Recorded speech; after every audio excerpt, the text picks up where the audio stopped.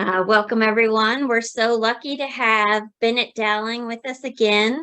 He's always a big crowd pleaser. Bennett is the organic landscape horticulturist for the 577 Foundation. He's got an extensive background in horticulture, landscape design, and nursery sales. He's gardened in Arizona, Southwest Ohio, and South Carolina before he moved to Toledo in 2020. And for a number of seasons, he was the Southwestern Ohio regional reporter for the Ohio Gardener magazine. And we want to give him plenty of time to talk, so I'm going to turn it over to Bennett now. I will just say, if you have questions throughout the program, please feel free to put them in the chat, and we will try to address them. We hope to have answers, some questions towards the end, but if there's some that are a better fit during the program, I will try to monitor that chat. So thank you and welcome, Bennett. Thank you so much. Angie, can you hear me? Let's see. Okay. Yes. Okay, awesome. Thank you. I am Bennett Dowling. As she said, I am the organic landscape horticulturist at the 577 Foundation. So we're in Perrysburg, Ohio. We were founded in the 90s on the estate of one of the Stranahan family members, Virginia Stranahan. And she was very ahead of her time, really into organic gardening and just appreciating the native landscape and wanted to ensure that that mission went into the future. So even while she was still living here, it became the 577 Foundation. And to this day, we continue on that mission and are constantly expanding our scope to include the arts, education, environmental work, and pretty much a little bit of everything, but always keeping it tuned to the earth and healthy living. I invite you all to come here. We're open 7 days a week, most days of the year. It's a pretty great spot. So today we are going to talk about something that's dear to my heart. I, as Angie had said, my background is in landscape design and nursery sales. So I have always been very interested in the design world, as well as the natural world, and trying to figure out a way to meld the two. I do know a lot of people live in HOA areas, master plan communities, a lot of areas where converting to a more native landscape can sometimes ruffle feathers. I think we are turning a corner on that, and it's not as controversial as it used to be, but it is still kind of a touchy subject for some. And so this class, I want to talk a little bit today about some ways I found over the years that maybe we can pursue our interests and what really is essential for moving forward. And try to make it palatable to everyone and hope that it catches on in their viewpoint as well. And that's how to truly make a difference, is to get everyone on board with this. So that's kind of where we're coming at it from today. I will kind of start with a presentation, and then what we will do is we will switch to an activity. I hope that y'all received in an email Angie had sent out. There were 3 diagrams or 2 of them are of a yard, just a generic landscape with a house. And one of them is what we're calling garden elements, and it's just individual components such as a compost heap, vegetable garden, brush piles, different things. And we're just kind of going to play around with that a little, kind of like the idea of like paper dolls that kids would do way back when, but this will be a fun version for adults who want to garden. So I hope that's kind of exciting. If any of you haven't gone ahead and done that and you have it on hand, just cut those little individual elements out. If you can have any pencils or highlighters or colored pencils, anything like that handy as well, let's go for it. This is going to be fun. So what I'm going to do is hopefully remember how to do basic things like switch to presentations. Let's see here. Okay. Okay, so the title is Zoning the Garden, and it is, like I said, that fine line, how do we please nature and ourselves in that, but also please our neighbors. Because like I said, the greatest way to make change in the world is to inspire those around us. I've always felt gardening is such a great way to make people wake up to the beauties of the natural world. So let's see.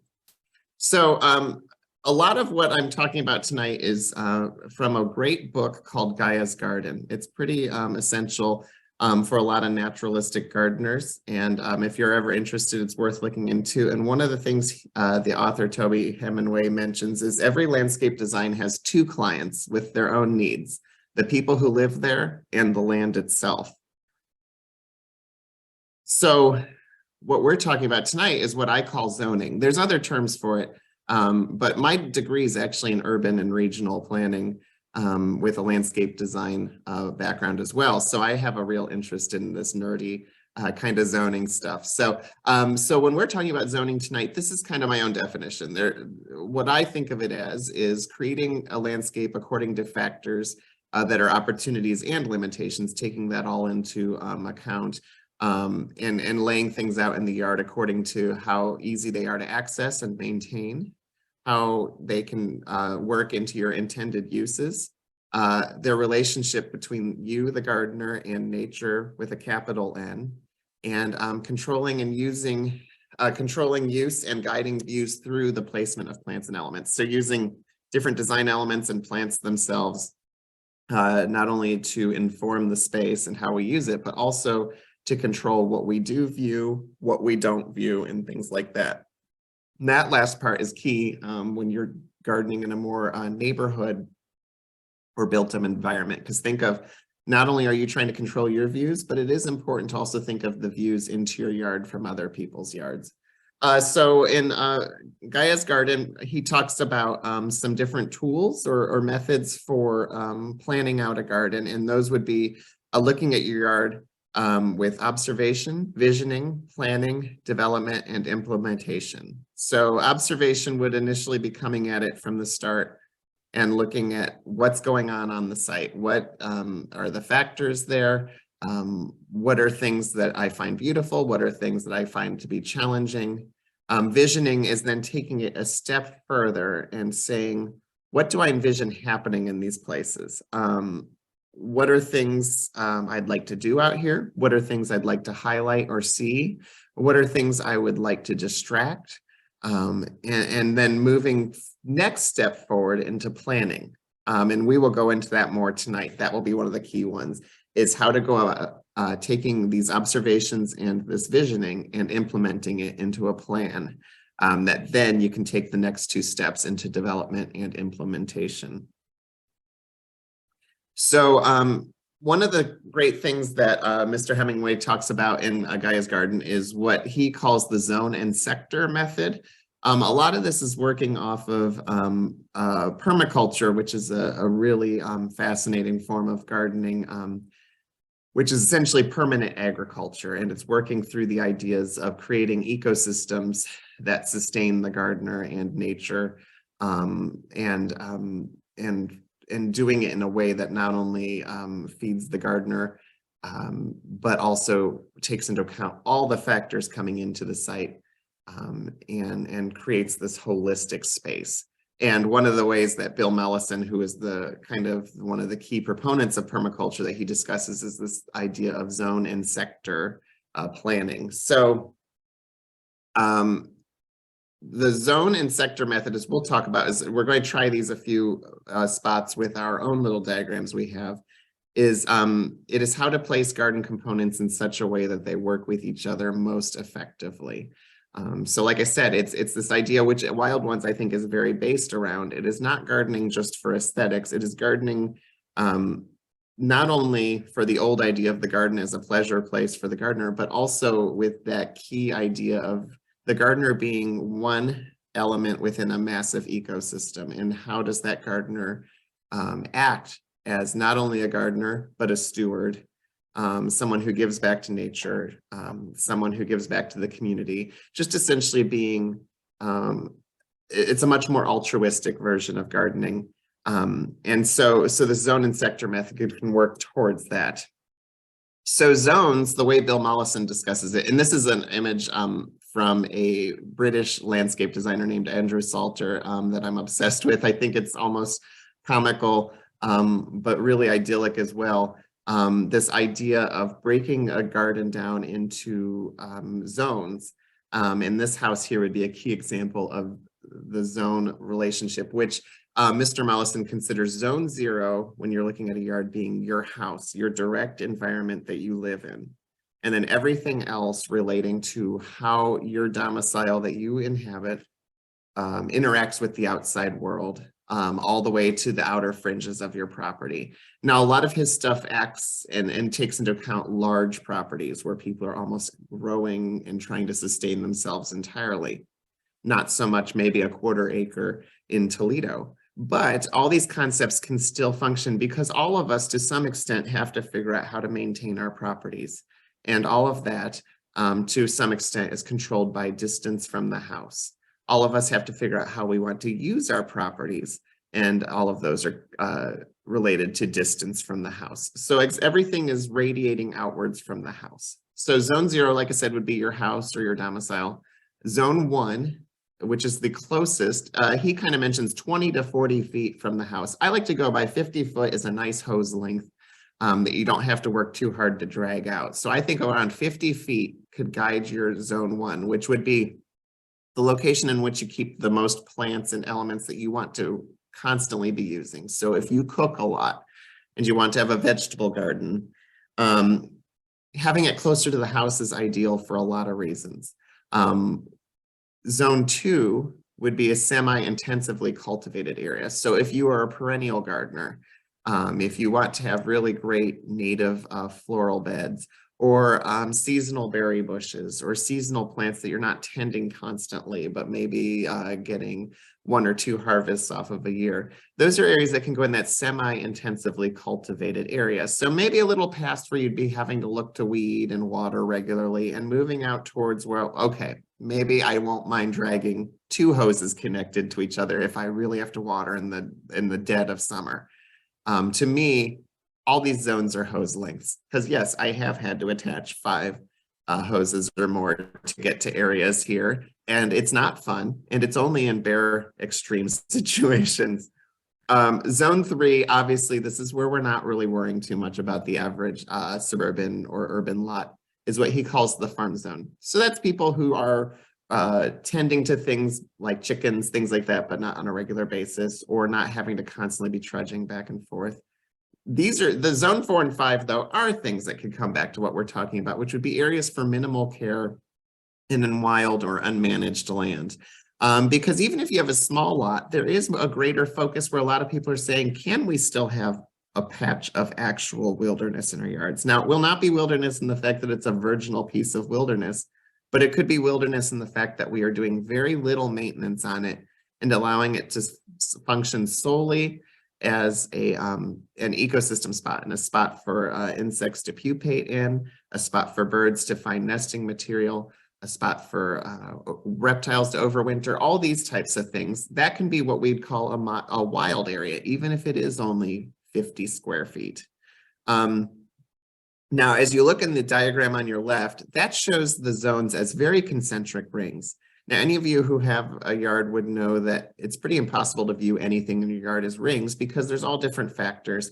There's access to water on certain sides of the house, but not all the way around. There might be, low spots that prevent you from being able to use areas completely. There might be, big concrete pads that you can't really use for much. So the idea of the rings is just to help visualize, but it's not actually looking at your space that way. And then Mr. Mollison takes it one step further into what he calls sector modeling. So he's taking your zones, and then the zones are kind of looking at your site as it is, as a self-contained entity. Sectors takes it a step further and says, well, your yard is still part of a massive ecosystem. Even if it's a built-up environment, it is still an environment on a larger scale. So you might be creating these zones according to how you use your site, but don't forget your site is also subject to the prevailing winds.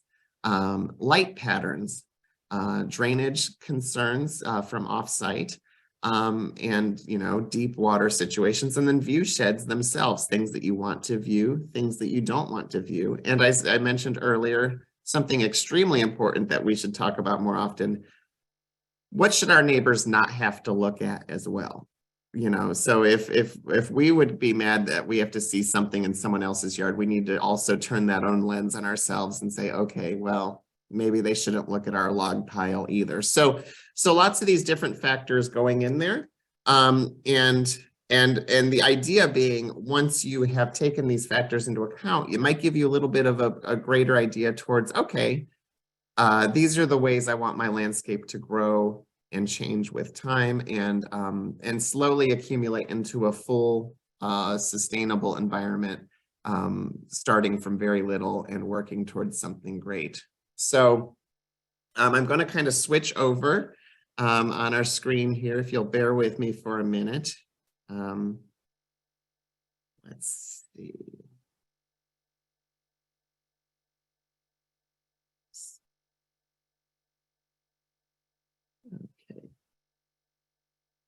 Okay. Hopefully y'all can see this. Okay, so what we're going to do now is I would like you to take out your diagram. That is what we would call an aerial view of the site.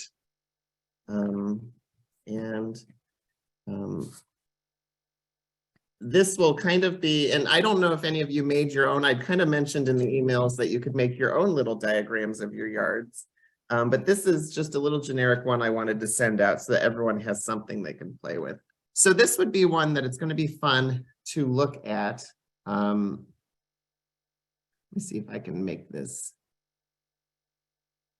a little bigger. Okay. So this will be one where we can start to look at our site according to not only how we'd want to use it, but also external factors that inform it.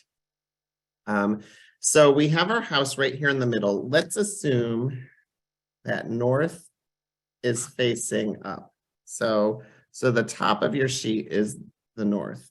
And we are now going to look at this. Okay, so if we have the house and we're kind of considering how to break it down into zones, and when we go later into this activity, things like where are we going to place a vegetable garden or seating areas, things like that we want to use on a regular basis.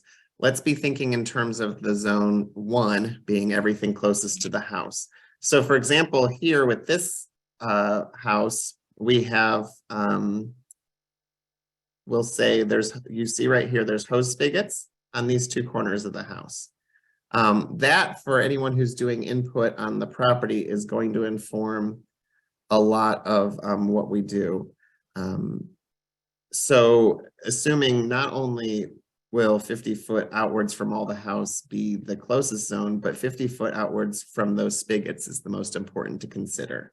I am noticing on my diagram, I believe all of this will be backwards for you. So this is also a fun kind of try to flip it in your mind, and I apologize for that. So essentially we could be looking at zone 1, the area that's going to be highest use is not really all the way around the house. It's going to be around these zones where the spigots are for the property. So these would be your highest use areas. And this would also be the areas where you would do anything that's high maintenance, vegetable gardens, as well as things that are high use. So an herb garden might not be high maintenance, but you might use it a lot with gardening. So that could also fit within that area, as well as just if you have flower gardens that you do plant with annuals each year, things that, you know, it's just tradition, you've always done it. Things like that might require a little more water, a little more tending. Will you be happiest if they're closest to the house and you're not having to drag huge hoses out? Now, zone 2 would be the one that we talked about, could be your areas that are a little less intensive for use, but still very much, I'm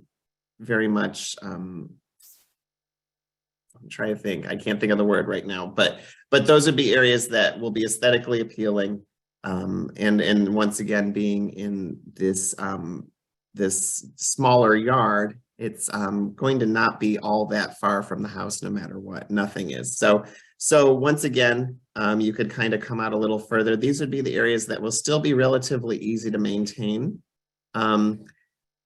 We are not going to have a zone 3 because we're probably not raising chickens and goats here, even though a lot of that is allowed in city codes. You just have to check where you live.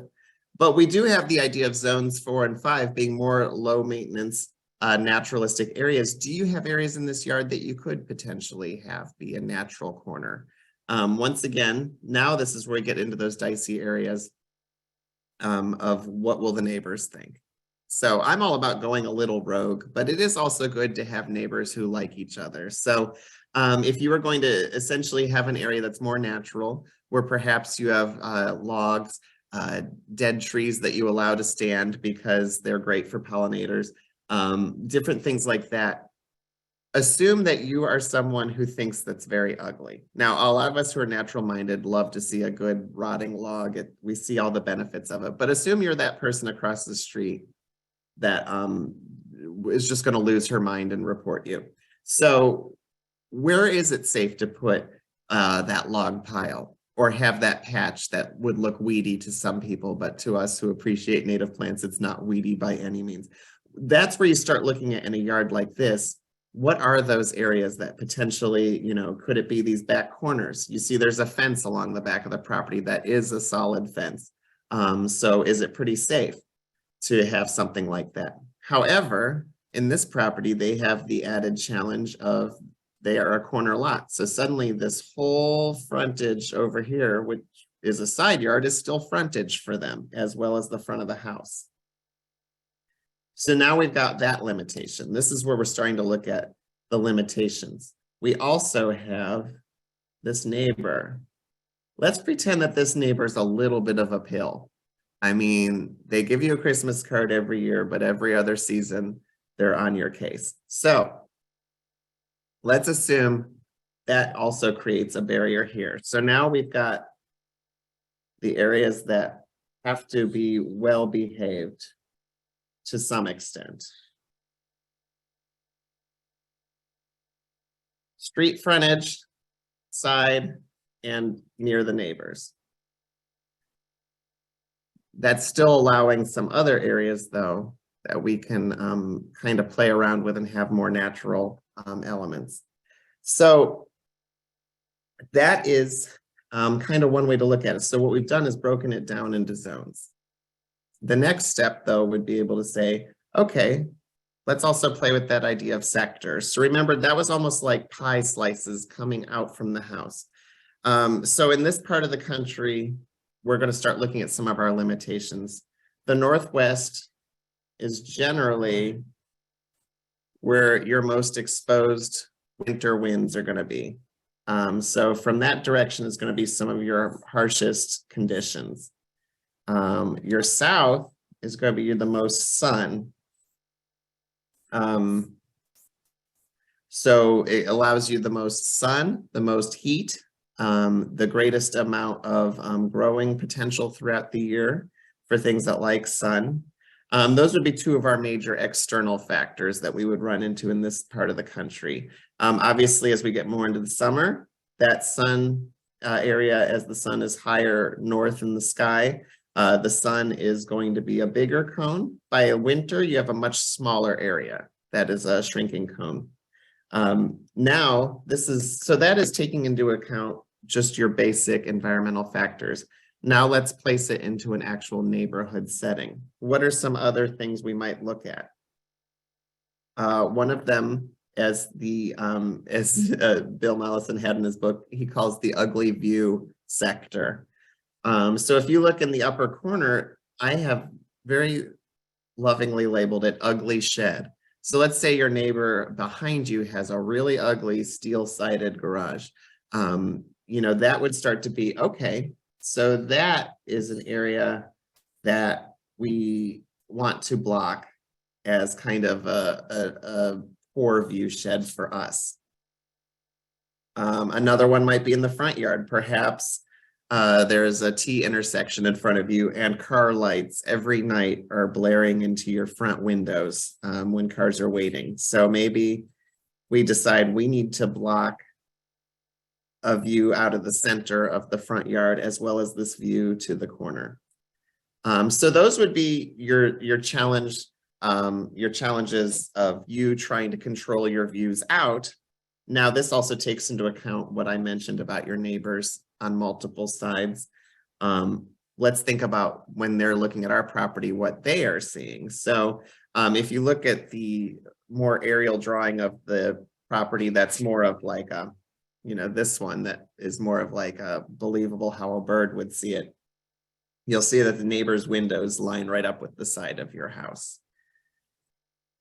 So what we need to think of then is what are their potential areas that they're not wanting to see. So if we're going to do something a little challenging to look at, maybe that might not be the spot, as well as their front door can see into this part of our property. So now you're having the issues of we want to block certain areas. We also want to make sure we can control the narrative of what they're seeing in our own garden. In terms of your own privacy as well, if you're on a side street like this one is, you also just might want to be planting in order to control some level of privacy for yourself. And if you are going to have anything that might not be necessarily gorgeous, how do you screen it not only from your neighbors' views, but from people passing down that street? I grew up on a corner lot. Well, didn't grow up, but I gardened my parents' corner lot as an adult. And I do know that there's a lot of spots that are challenging with the corner lot because you don't have all the hiding spots you can have when you're not on a corner. But it can all work out. Plants help us in a million different situations and can hide a million sins. So now let's continue back on the pretties for a bit, and we will come back to our next little activity in a minute. Let's see.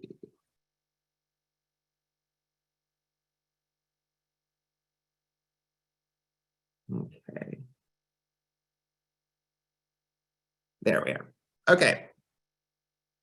So now we've kind of looked at it. Once again, let's just take one more look here. This is what Bill Mollison was talking about with the sector model. See how he has his yard broken up into zones, which, like I said, is arbitrary. Most of us aren't going to have perfect inner tube shapes like this, but he is breaking it up into the ugly view sector. He's out west, so he has a fire sector, which would be protecting his property from the prevailing directions the fires would blow in from. Obviously, thank God we don't have to worry about that yet in this climate we inhabit, but who knows? So that's kind of what we played around with a little there. Now let's go into some of the elements that we have in our little toolkit of fun.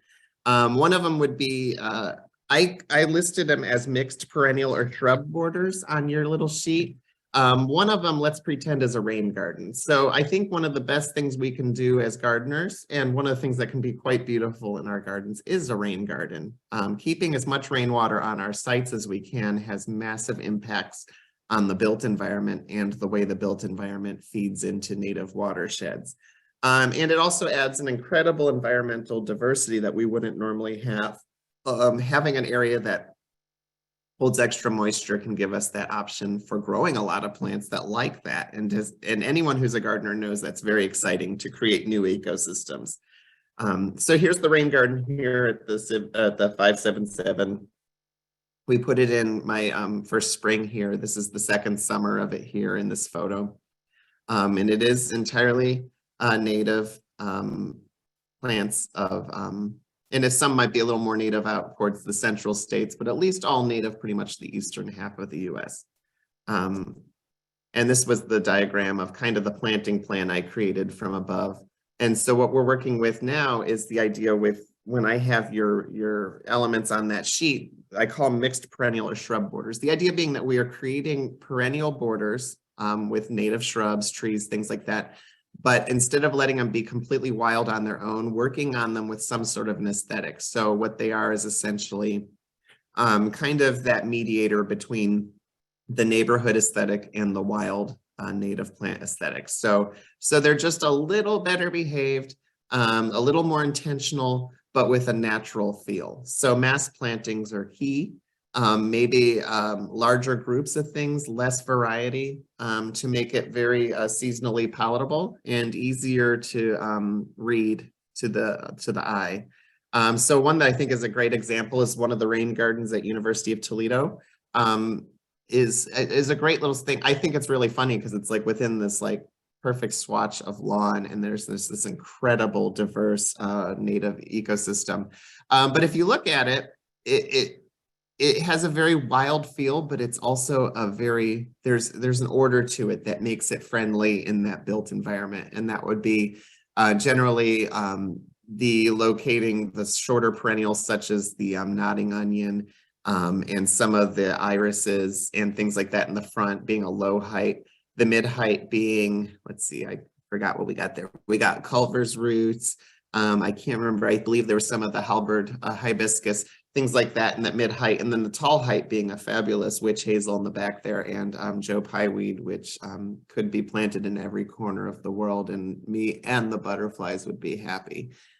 So you've got these three great heights. They interweave with each other. It's not a perfect layer cake. It's got a little bit of depth to it.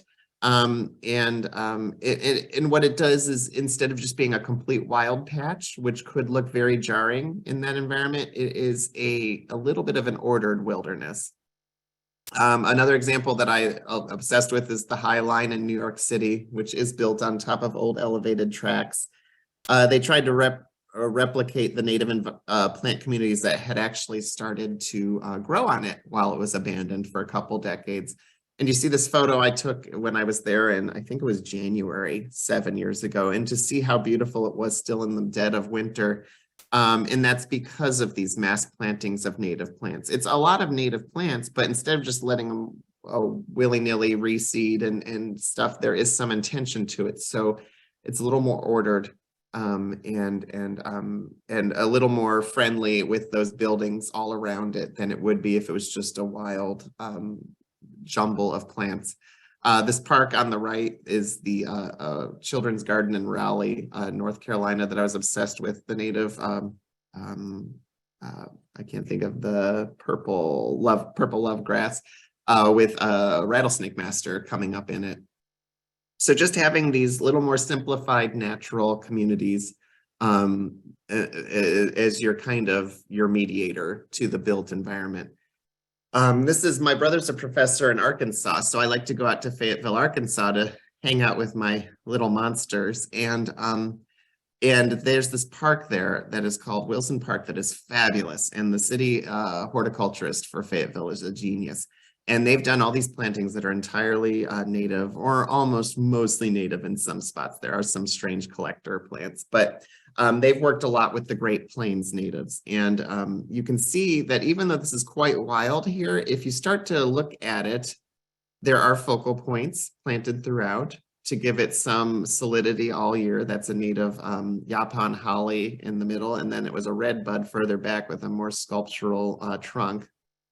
And then you start appreciating the flowing masses of plants. So if you look at it just in terms of grasses, there's suddenly this river that flows throughout that kind of plays back and forth with that pathway that you can see that runs through it. So now you've got kind of this continuity that you may not get if it was just a completely wild perennial bed. And then here's Toledo Botanic Gardens. Couldn't be a more greater juxtaposition than the formal garden transitioning to the creek bed. And the only way that they kind of mediated between the two was that rugosa rose hedge, which I know it's not a native rose, but the only good thing being it does make really good hips and it does smell good. But it is essentially, if it went straight from that intense formality to that wild area, there could be the danger of it looking like, it just isn't being tended to. But when you have that foreground as mediator, it says, see, this is intentional that we are doing this communication between the two. So we've got the formal, and then I call that rose and really, really kind of tired juniper edge, the semi-formal, and then the creek bed is wild. And this is another area over there along the same creek bed. One of my favorite areas to go there is just that little kind of levee between the creek and the pond. And how that is more of a just naturally populating ecosystem now from the initial plantings they did. And it's kind of just doing its own thing. It's painting its own canvas now. And what the only thing giving it a little bit of that intentionality is this very nicely mown path. They keep mowed through it, and it suddenly creates, it allows you not only to explore and appreciate it without getting ticks, but it also gives it that sense of intentionality. A last few things we're going to talk about. One of the key things in a native plant garden is creating pollinator habitat.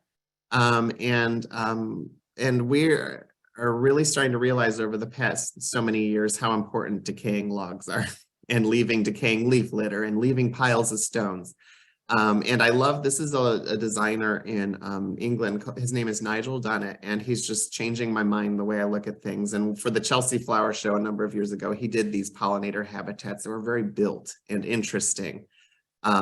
Bricks and logs and all different things. But in his own property, the thing that truly inspired me is, since he has a very massive estate, all the brush he cuts every year, he very intentionally makes these mounds out of the brush and tops them off each year with the new brush to create these humusy ecosystems with intentionality. He also does the same with the logs stacked on end, and you get these formations that are framing space for human use, but also creating a really great spot for winter larvae and pupa, birds, all different amphibians and reptiles. It's pretty great.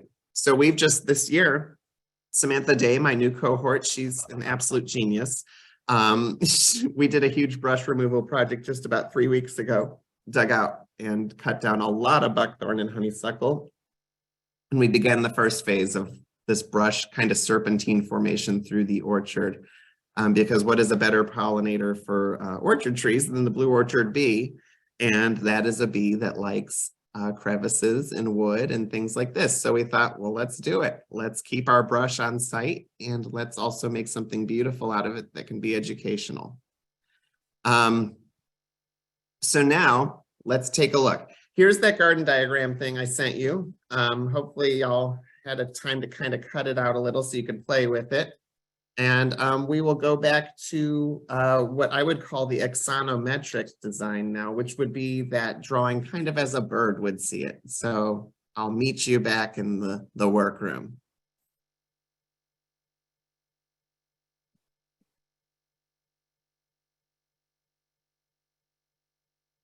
Okay. So now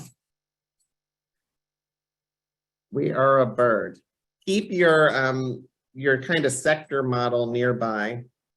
I know mine looks like a crazy person did it, but guilty as charged. Kind of keep that in mind just so you can reference these ideas of these view sheds and your prevailing winds and all these different factors. I have kind of my little design elements here. I keep them in an envelope. Okay. So now we can look at the house in certain ways, and let's start thinking of these elements in terms of things that we find beautiful, but also taking into account, even though we might find them beautiful, what might the neighbors think? So for example, let's start with the easy ones. Say we wanted to do a rain garden on our site, and we vow to make it a beautiful rain garden.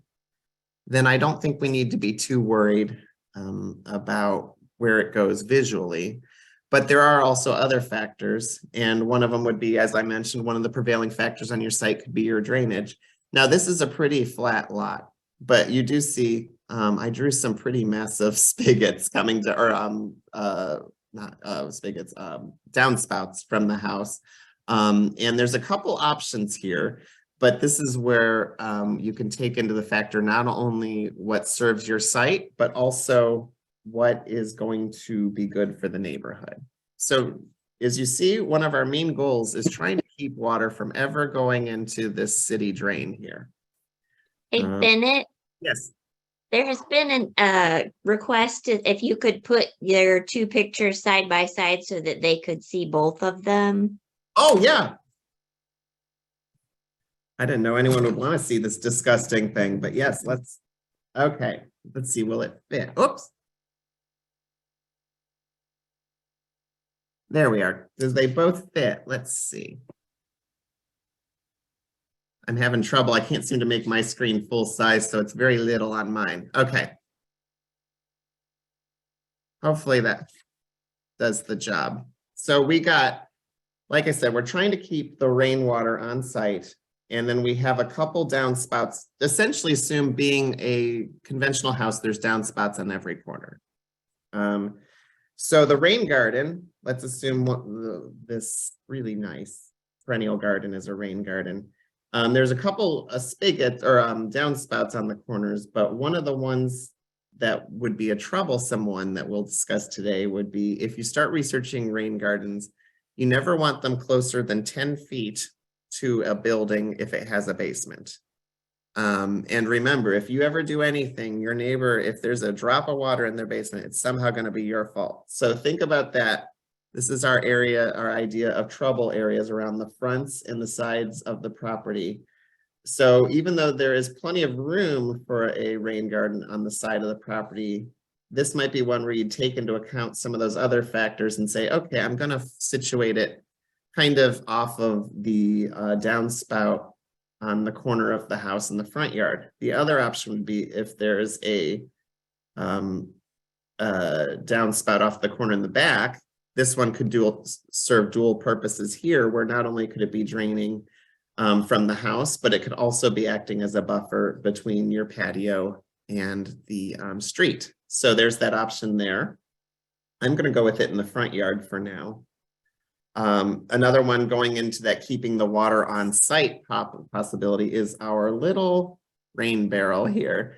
Now they do make beautiful rain barrels, but a whole lot of them aren't necessarily gorgeous. They're beautiful because of what they do, not necessarily because of how they do it. So that would be one. Once again, let's think about neighbors. It would be pretty key to start a real battle in the neighborhood if you put it right there on the side of their house. Anywhere on that side could be trouble. However, if you screened it well, you could put it on the corner of your house back here, or in this little outlet, you know, if you have any downspouts kind of in the back that can't be seen by your neighbors, that could be a great option. I'm going to say we put it here at the corner because we'll address that next. So now we've done two fabulous things to keep water on site. So we're not polluting the external environment, and we're using those inputs to our own site from nature to our own benefits. We're keeping the water on site. It's allowing us to grow things that are fabulous for nature and fun for us. It's allowing us to have access to great water. And like I said, it's a win-win. Next things though, let's talk some other things that aren't necessarily beautiful. I love a good compost bin because I think composting is the most beautiful thing. If you think about it, we all do it at one point in our life. So the compost bin, this is a triple bin, which is the best you can go for when you can switch from bin to bin to bin throughout the process as things break down, and always have one that you're adding to and then slowly transitioning.